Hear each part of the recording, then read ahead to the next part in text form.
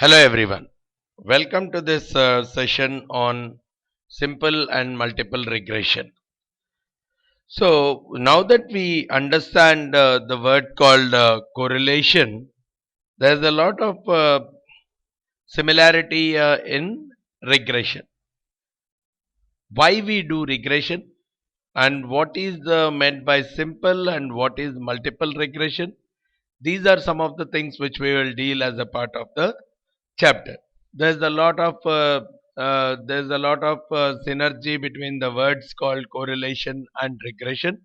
While correlation tests what is the strength of relationship between the two variables, regression tries to build on the relationship. Build on the relationship. What do I mean by that? It tries to examine if one of those two variables can be predicted using the other variable.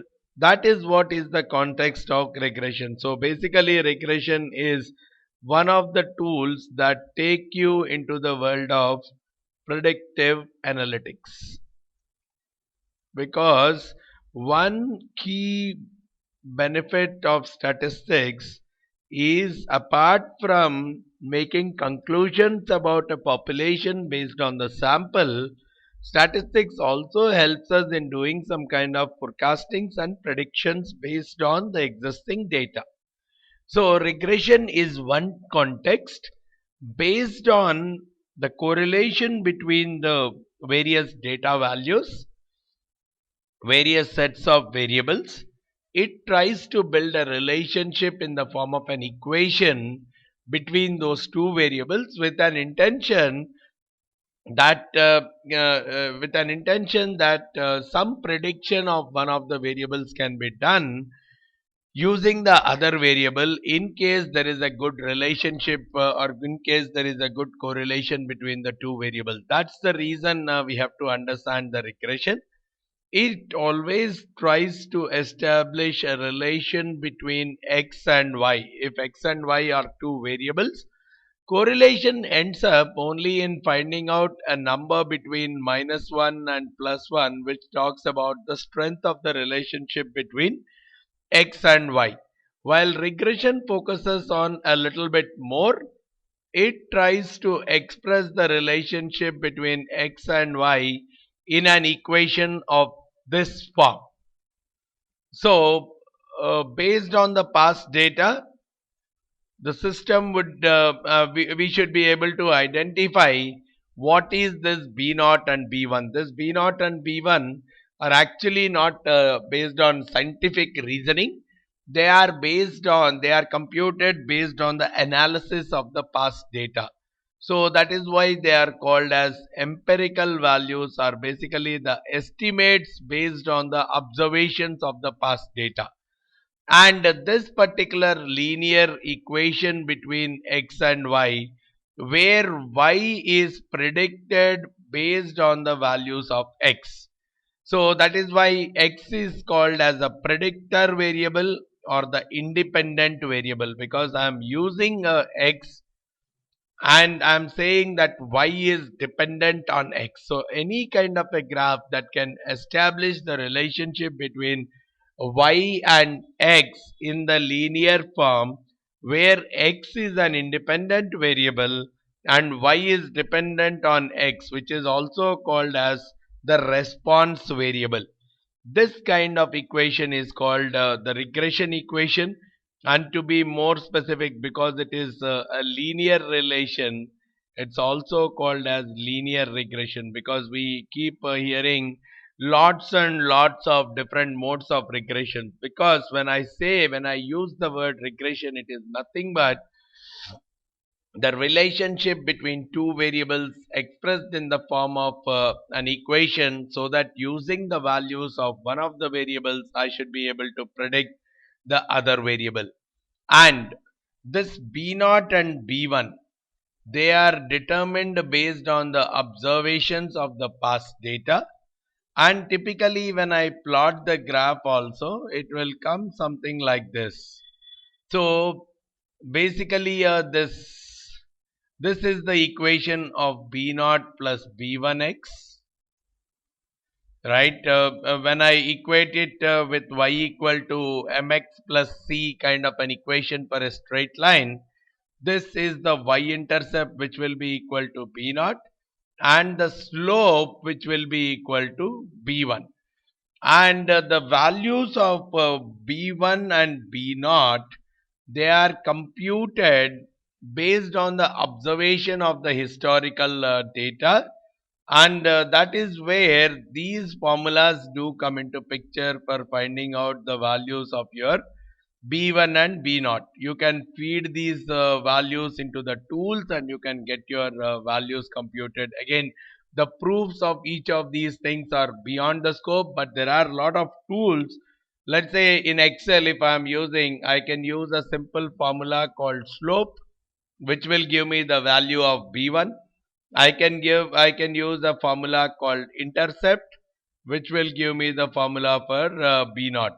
So I don't need to really remember this formula, but if I am using some other tool or from a conceptual standpoint, something has to be established, then it is b naught and b1 are calculated using this formula, which means just to understand this formula, x and y, each value of x is multiplied with the corresponding value of y, then they are added up, and that sum is multiplied by the sample size minus sigma x, the total x is added separately, multiplied with the total y's added separately. If you see, this is easily explainable. At the end, there are things which do with adding up all the x, adding up all the y, multiplying x and y and adding up the result, or squaring all the x's and adding up, or squaring or adding up and then squaring. These are some of the activities that are there, and the formulas of b1 and b naught are typically derived by the mechanism called OLS mechanism, ordinary least squares. Ordinary least squares mechanism, which we'll talk about.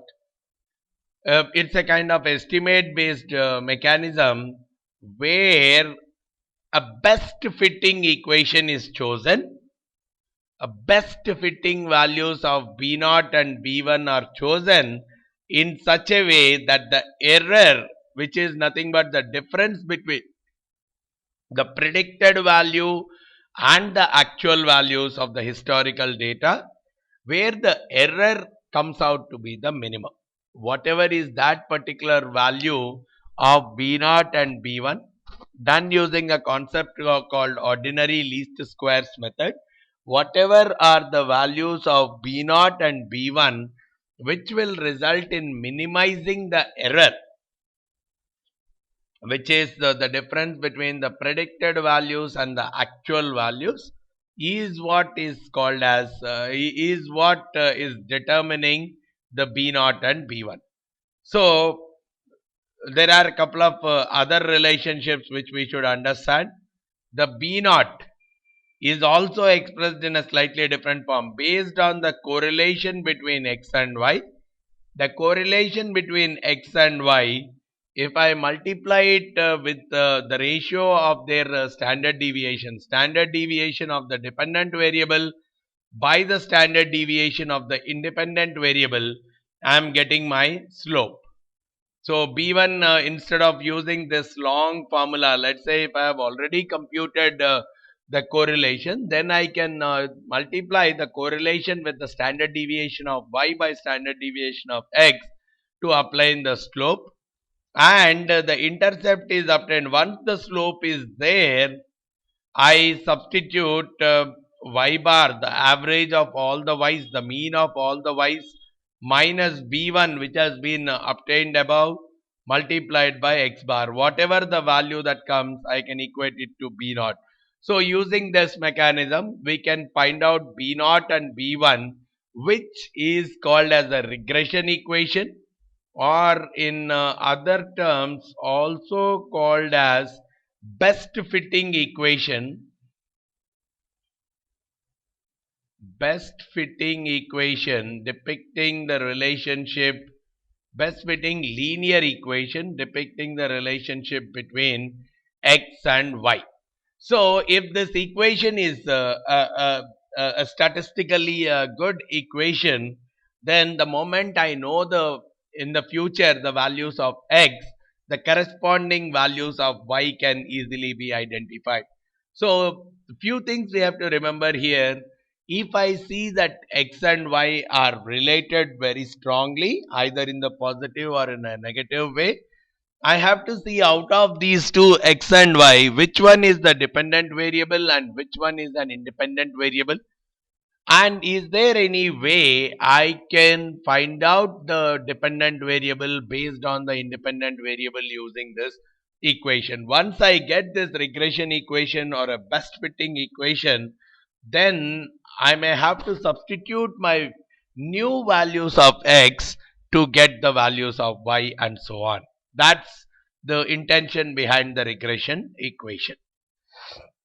So regression is used heavily from a perspective of predicting the values of y. But a few things. When should I use this regression for doing the predictions?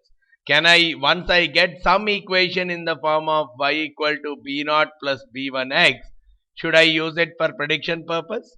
Or do I need to see whether some kind of conditions are satisfied before I use it for the prediction purpose? So from that standpoint, it says go for a scatter plot between x and y. That we always do whenever we are checking for the correlation. Now, if you see that the regression line, the points which are plotted in the scatter plot, they are following some kind of alignment. They are following some kind of a line. Any one single line that you are drawing, the points are more or less close to that particular area. Then we can say that this particular equation can be used well for a regression purpose. First point.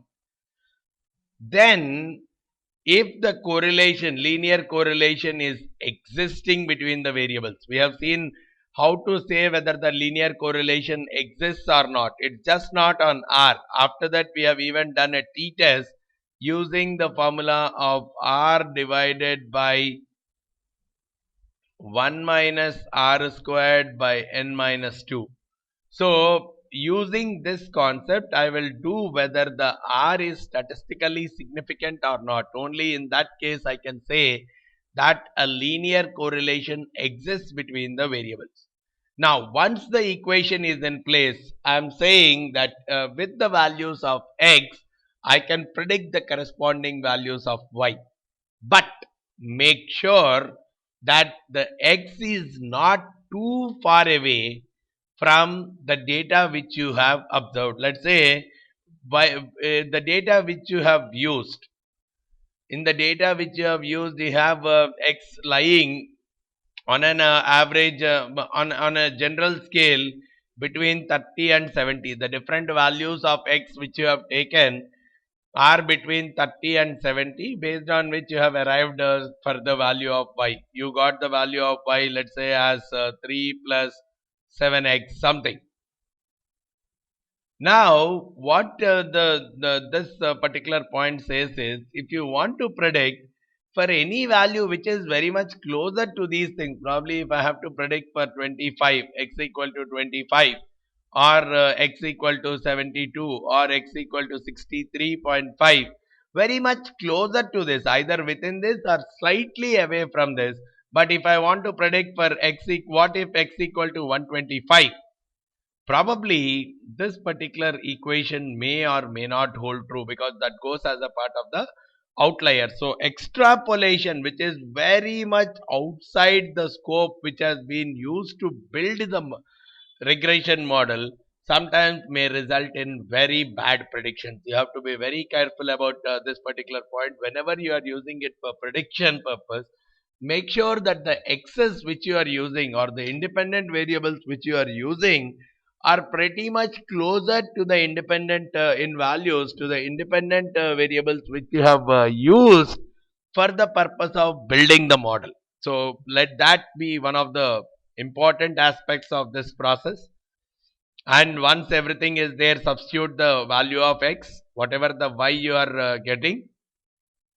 In case you are finding that the regression is not doing a good job, which means the scatter plot did not do a good plotting, or you are finding that the linear relationship that is not existing, then if I still have to predict y, then there is no other alternative. The best estimate is the point estimate of y.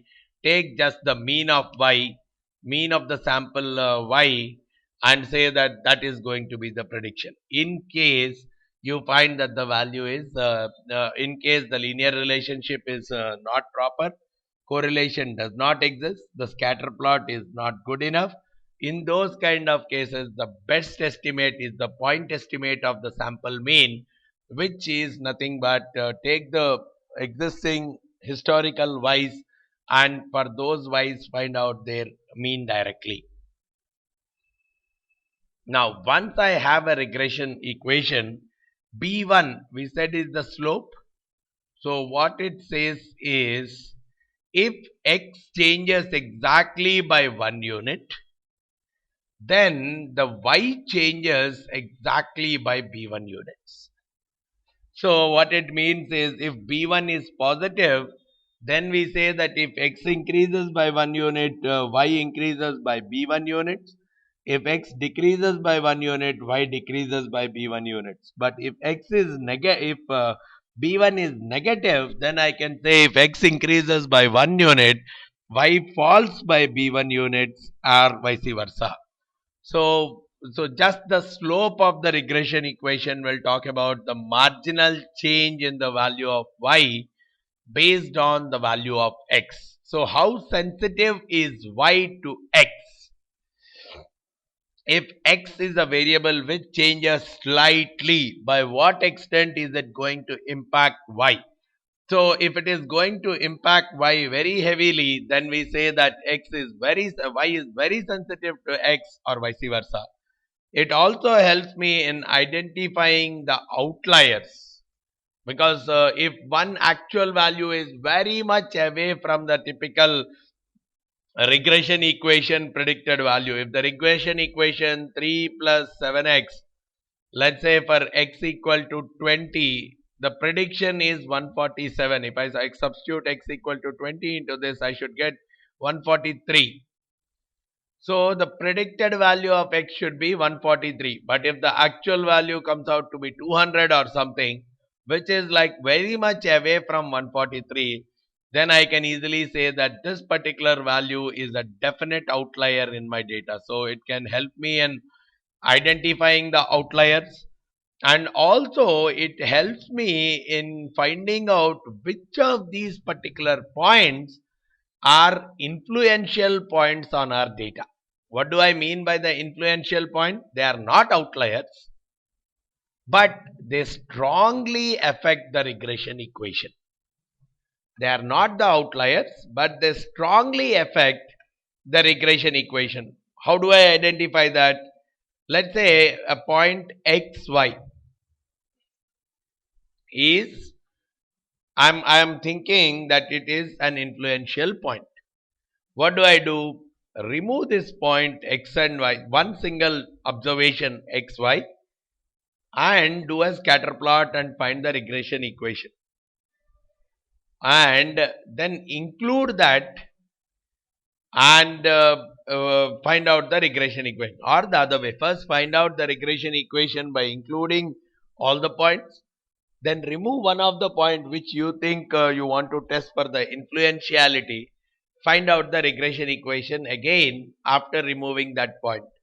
If there is a considerable amount of change in the predictabilities and the regression equation changes drastically, then that one single point which you have removed is called as an influential point, and they can also be helpful for identification of the outliers, because those are the points which are horizontally far away from the other points. So this is one more aspect that we need to, that we can interpret once we look at the regression equation. So some of the benefits, apart from predictabilities, apart from predicting the equation, once the equation is in place, All these kinds of interpretations can be done from the data. Then regression is predicting one equation based on y equal to b naught plus b1x. So this is the kind of predicted value.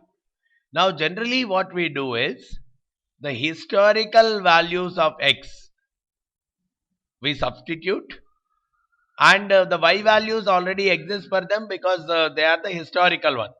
So the old values of x I check, I substitute before actually testing for newer x, just to check how good is the model. What we do is the older values of x we substitute back into this one by one, observe the corresponding y's, and corresponding to this y there is a real y also, because there is the old data, there is an actual y value also. The difference between this predicted y value and the actual y value, the value that is predicted by your regression equation based on the existing values of x, and the actual value of y, is what we call as the residual. So whatever is the difference between your observed sample value and the value that is predicted by the regression equation. Now the intention should always be this particular error, this particular residual, which is actually the error term, the sum of the squares of the error should be minimum. That is how this b1 and b0 are determined.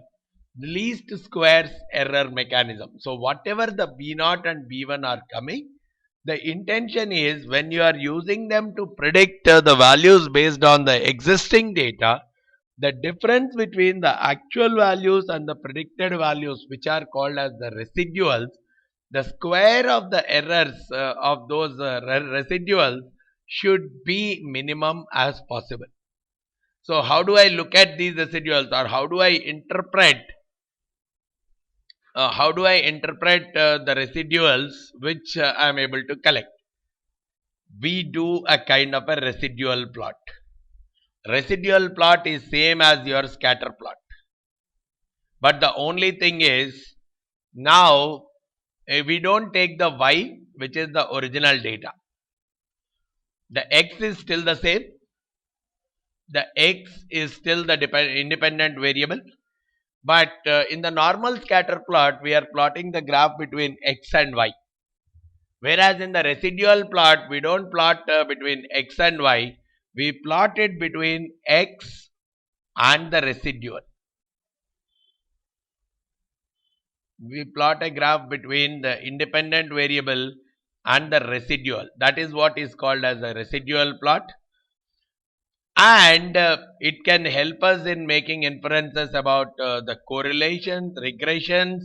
What we have to see is any observed pattern which is not a straight line pattern we should not see, and it should not become thicker or thinner. For example, let's see some of the things. In this case, these are the residual plots. One is when one is above the zero line, which means positive, which means y minus y cap, actual value is higher, the predicted value is lesser. This is the difference. For the second one I am seeing, this is the difference, which means there is a over prediction. Even the next one is here. I am not able to observe any kind of pattern in the data. Probably even if I plot something, even if I join all the points, I am not seeing any kind of patterns in the data. So in that case, I say that the regression model is a good model. The residual are very much random in nature. There is no pattern. So some of the things that makes the regression equation good are the residuals should be random in nature, and they should follow a normal distribution and no pattern. If there is no such kind of a pattern, then obviously I can say that the residuals are completely random, and the regression equation is a decent equation which can be used for predicting purposes. But here if you see, whatever the regression equation that has come, I am able to observe some kind of a cyclical pattern in the data. If such kind of cyclical pattern or any observable pattern comes up, which is like something below the axis and again constantly above the axis, some kind of a pattern that could be identified, what we can say is the residuals are not random, so the regression model is not a good model. Just by observing the residual plot, I can talk a lot about the goodness of fitment of the regression model. And here also, if we see, this is what is very thin, whereas here the residuals have become thicker. Thin is they are very close to the the errors are very small, but thickness is the errors are very large. So at some point initially they are very thin, the errors is very thin, whereas as it moves the error has become thicker. So if there is such kind of thing like thinning for some point or thickening as the values are changing, if such kind of thing is also observed, then also I can say that this regression model will not be good for higher values, because there is a lot of deviation for higher values. So it may be very good, but it may be decent enough for lesser values of x, but not good for higher values of x. So overall, this regression model will not be a good model. So one we have to observe, just by looking at these three patterns in the graph, I can very well say that the first one, where there is a lot of randomness in the residual plots, I can very well say that the regression equation will be a good in that scenario. But if I see some kind of patterns or some kind of thickening and thinning of my residual plots, I should say that the regression equation is not a good fitment for predicting purposes. So if I have to do a complete regression analysis, first thing, do a scatter plot and see whether most of the points are following some kind of a straight line pattern. It could be an increasing straight line or a decreasing straight line or some kind of a flat, but you see whether most of the points are following a kind of a straight line pattern. Very few outliers, if possible, make sure that there is no outlier. So, or you have removed all the outliers from your analysis. Make sure that there is no outlier once you are looking at the scatter plot. Then if there are outliers, we have seen the mechanisms: remove the outliers and or check for the normality of the data, then construct a residual plot, which is you arrive at the regression equation, find out the error between the regression equation and the observed values of y, and based on that construct a residual plot, and make sure that the residual plot neither has a pattern nor it is becoming thicker or thinner, and check out for the normality of the data, because one of the good things about the regression analysis is the regression analysis will work very effectively, especially when your x and y values are pretty much normal in nature, and check out for any kind of effects of a pattern over time. Is it an increasing pattern, thickening, thinning over a period of time? Look out for that, because sometimes the regression estimate that we are regression equation that we have generated, it may work for some period of time, but that relationship could have got damaged after a certain period of time. So the effects between x and y variables have to be checked over a period of time, and they cannot be taken as granted forever. And in case of regression, we also talk about another concept called as variation. See, there are three things for us: the y, which is the actual observation; the y cap, which is predicted by our regression equation; and y bar, which is the mean value of y. See, whenever we talk about the total deviation, we always talk about the sum of squares of differences from the mean. That is what is the variance, right? The mean of the square of the deviations from the mean. So for each actual value, the deviation from its mean, the square of the deviations from the mean, and the mean of that. That is what is called as the total variance. So here also when we use the word total deviation, we talk about the same concept. But what we say is there is a regression equation in the middle. Now if they assume there is no regression, when I use the word variance, it is nothing but every value of y, if I subtract it from y cap and do the squaring and add them up and divide by the total sample size, that is what we are calling as the total variance. Now we want to see out of this total variance, let's say this is the total variance. Out of this total variance, how much of it is taken care by the regression equation? How much of it is taken care by the regression equation? So what is that we are saying through that? If I assume the value which the regression equation is predicting instead of this value, if I assume that this is the value, then what is the variation? What is the kind of variation? Which means sum of the squares of the deviations replace the actual value with the predicted value. Sum of the squares of the deviations of the predicted values from the mean. So that particular deviation is called as an explained deviation, because whatever is here, what is our intention? I want to use the regression equation's output as a substitute to y. So when I use y, this is the variation. So if I am using a proxy for y, the proxy for y is the regression equation, the predicted y. If I am using a proxy for y instead of the actual y, what is going to be the variation? So that will tell me to how much, to what extent is the proxy a good proxy to y, right? So that is what we call as the explained deviation, and the difference between the total and the explained is what we are calling as the unexplained deviation.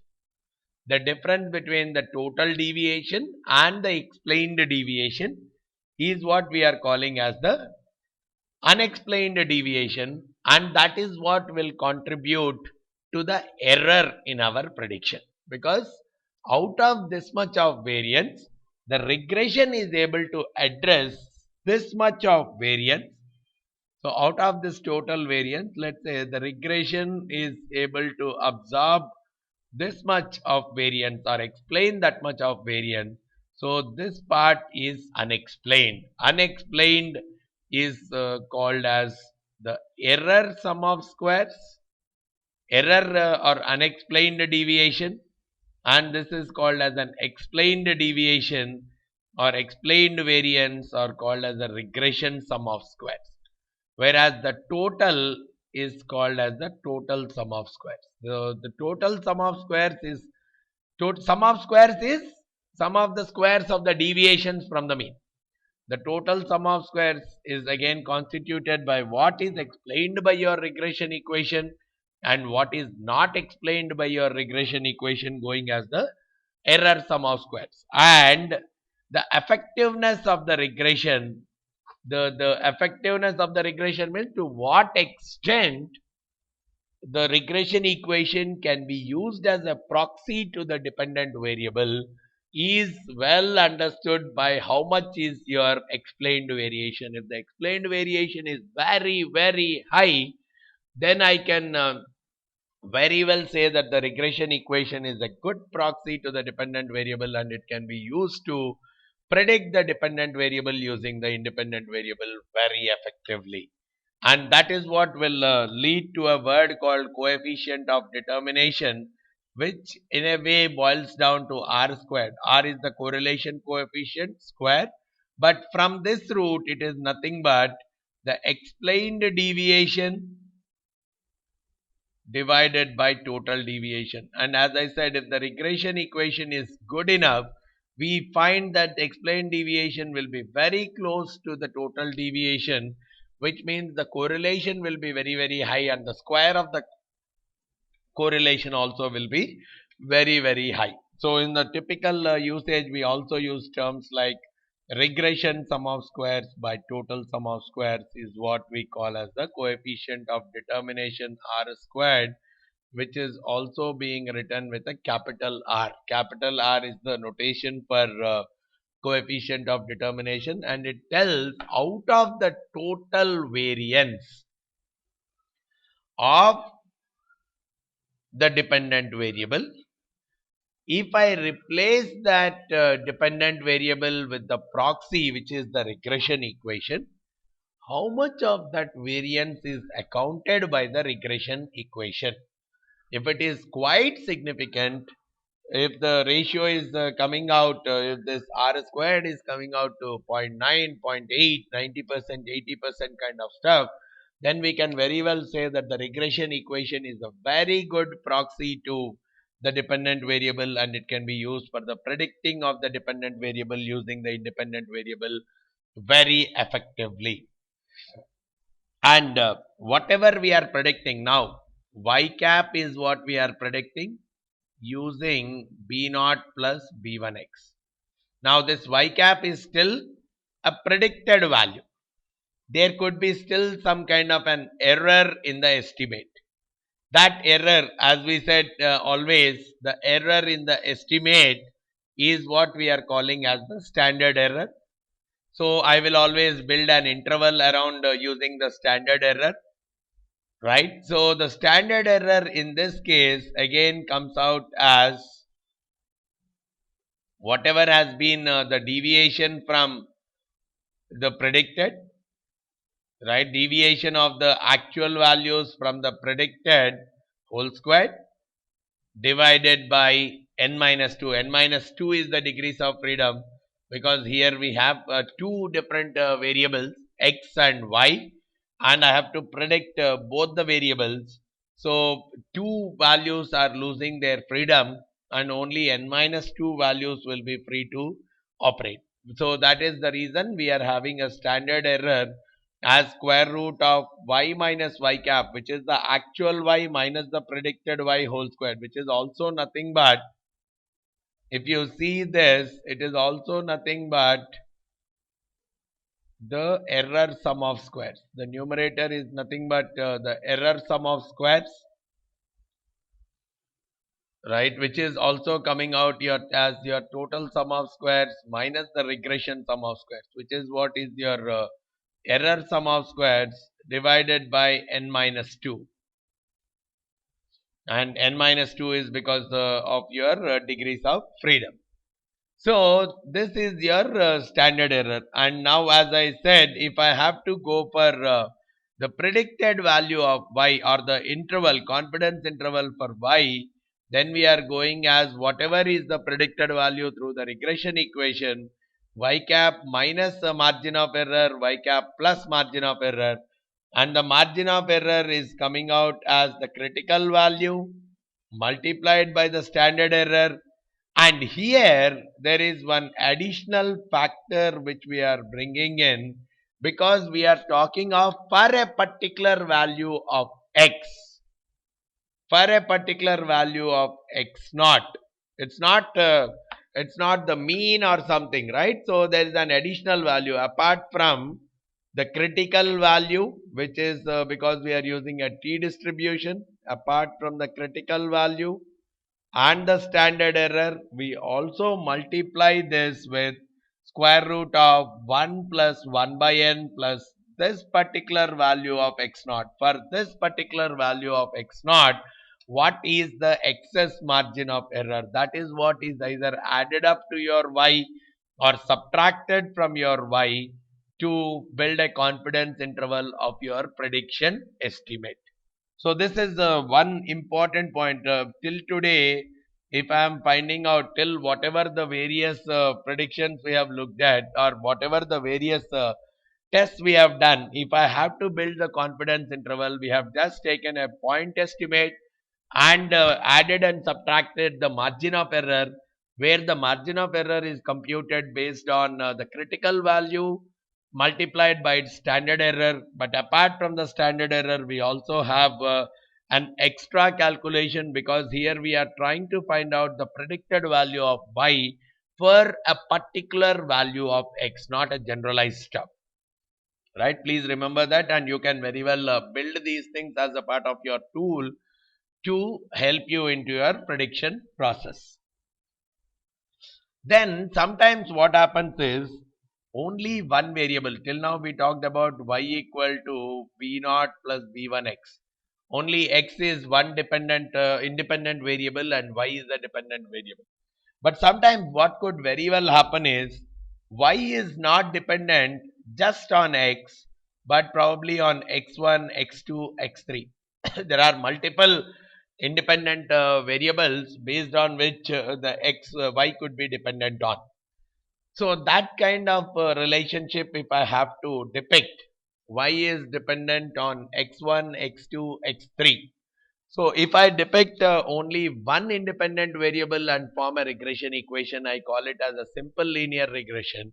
But if I have multiple independent variables like this and want to frame an equation, I call that as a multiple regression equation. As straightforward as this: b naught plus b1 x1, b2 x2, b3 x3, so on.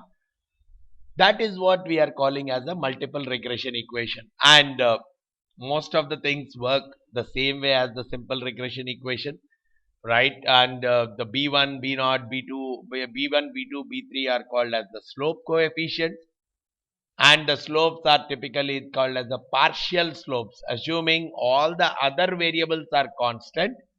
If x1 is changed by 1 unit, y will change by b1 units. That is what is called as a partial slope coefficient, because you are making sure that all the other variables are remaining constant and trying to find out b1, similarly b2, similarly b3. And they are also estimated again through the process of ordinary least squares method. All those things will typically remain the same.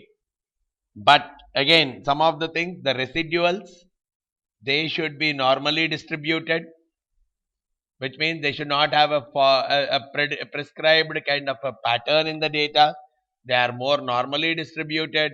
They should have a mean of 0 and a standard deviation of s. So the random variable, the random values should be, the residual values, which is nothing but the difference between a predicted value and the observed value. The error should be completely random in nature, and they should be independent. Here, in the typical simple regression process, we have used the concept of R squared.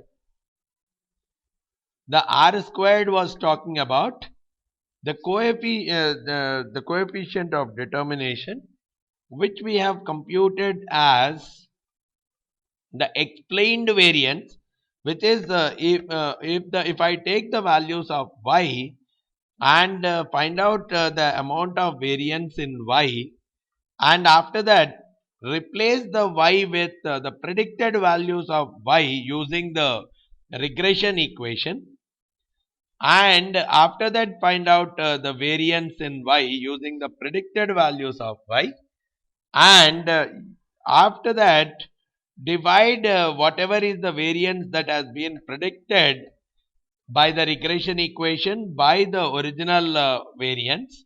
That is what we have called as the R squared. Now, in case of multiple regression, what happens is, because there are multiple independent variables, it can very well happen that if you are increasing the number of independent variables, you can very well find that the R squared is keeping on increasing, irrespective of whether that new added extra variable is increasing the goodness of fitment or not, what you observe is with the addition of one extra variable, the R squared is generally going up. So people found that the R squared, which is a measure of the goodness of fitment of the regression equation, was attributed to the number of independent variables that are added rather than whether the independent variables are good enough to explain the dependent variable or not. So that's where they have come out with a mechanism. Let the R squared be independent of the number of independent variables. Whatever the R squared is that is coming out, let it not depend on the number of independent variables. Let it be a true relationship between to what extent the independent variable is good enough to explain the dependent variable. So from that standpoint, a new term has been introduced called adjusted R squared, which is computed through this process. So if let's say the R squared is 0.9, now, and let's say there are 3 independent variables.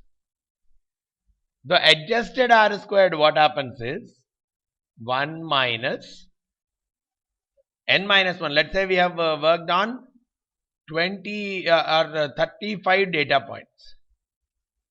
So what I am saying is 34 divided by 35 minus of 4, 31. Remove the number of independent variables and then multiply it by 1 minus R squared, because R squared is 0.9, I am taking it as 0.1.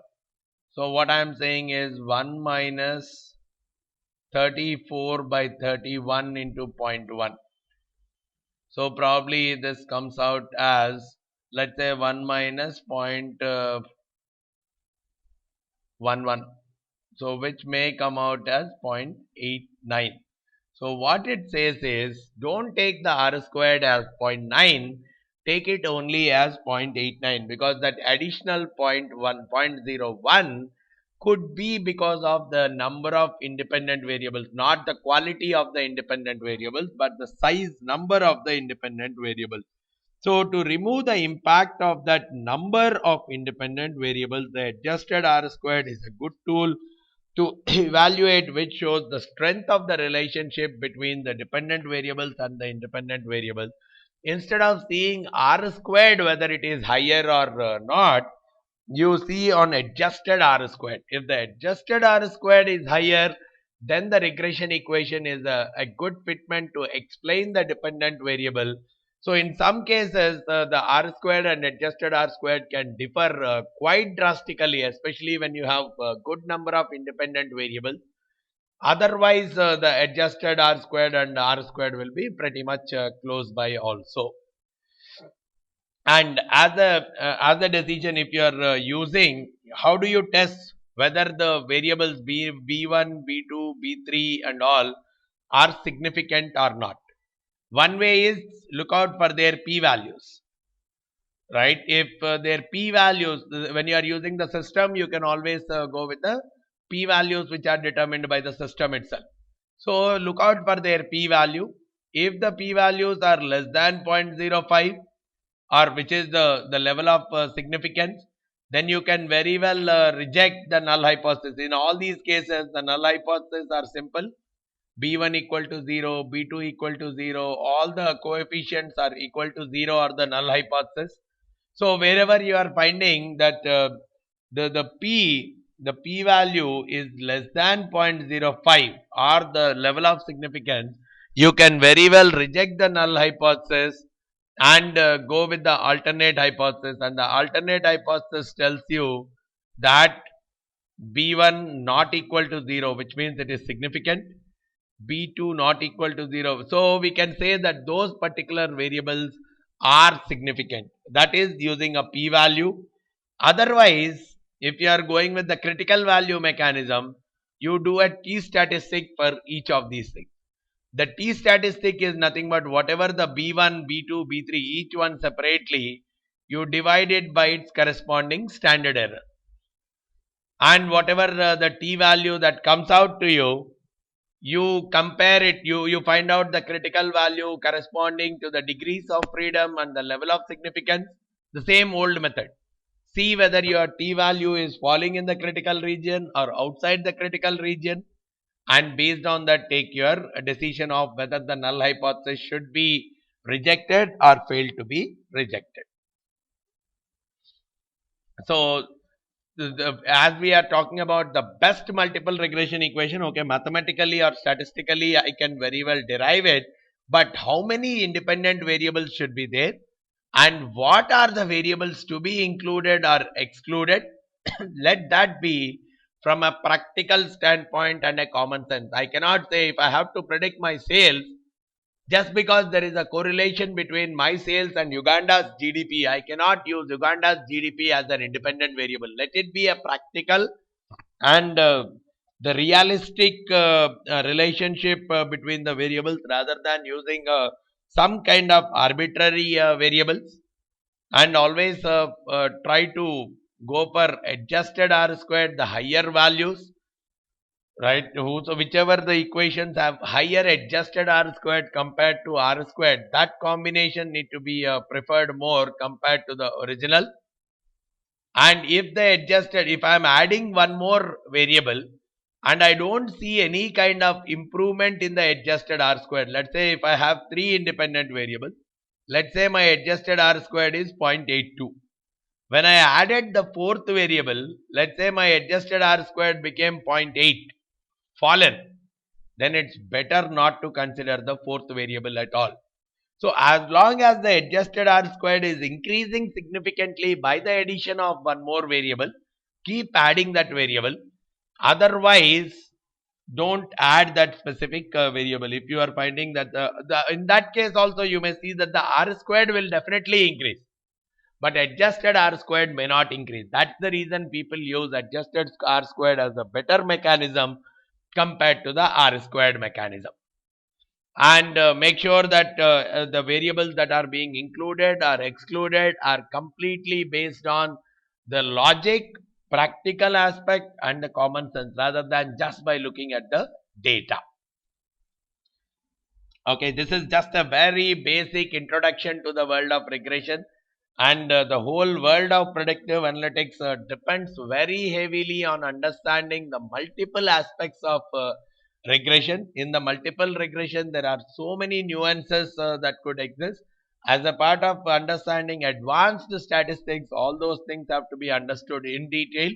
But at least the initial attempt is to make you understand why people use regression, what is the main objective of simple and multiple regression, and how do I get into the predictive analytics world using the concept of regression. I hope this basic concepts gave you some kind of clarity in the world of regression and the linkage between correlation and regression. Any further queries you have regarding this, feel free to give me a call on the number 98480 You can also drop in an email at vamsidhar@pacegurus.com.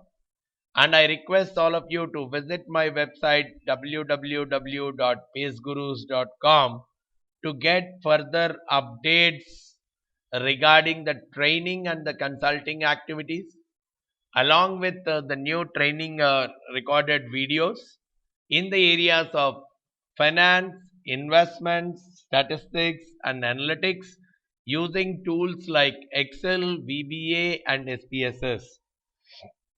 Thanks a lot for listening to this session. Thank you very much.